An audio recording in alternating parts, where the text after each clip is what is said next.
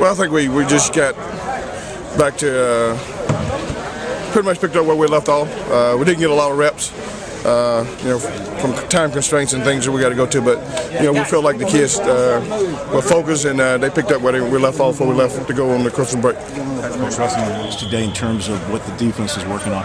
Well, again, we was really concentrating on first and second down, run, play actions, and we was just trying to make sure we a lot of motion, and then line it up against different pressures that we're planning on running and make sure that we're not blowing assignments. As far as State's offense do well? A little bit of everything. They do a great job of attacking the edge of the defense. Using their speed with 23 to get the ball on the edge, and then they do a great job of throwing the ball up to the big receivers. They got speed. They got small guys that can catch it, a hitch and turn it into a 60-yard play, and they got big guys that can throw it up to down the field. So, they're a pretty complete team. Upon this back there, of course he's a added dimension in the offense, and he makes plays with his legs, and he can make them with his arm too.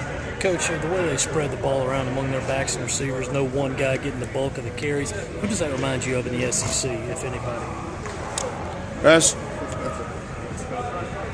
have to think about that one, because most teams have feature backs in this league, and Florida State use a lot of backs, and they all are good. They all are fast. They don't have the big, powerful fullbacks, but they got athletic guys that they put in the fullback position that they get the ball to them in the flat, and they get a little better play that they run with them. And so I don't know if anyone in the SEC that they remind us of. Devin Taylor's numbers have gone down the last 3 or 4 games. Has his performance gone down? No, I just think and it could have been a lot to do with the scheme, and we asked Devin to do a lot as far as in our pass defense, and we dropped him a lot in the Auburn game. We went with more of a 3-man line, just to try to shore up the run, and of course they threw the ball a lot and kind of hurt us in that aspect. But when he's rushing the pass, I think he'll see this ball game that we'll rush him and we'll drop him some too. But I think Devin has did what the defense asked him. Does he drop back more than a typical defensive end?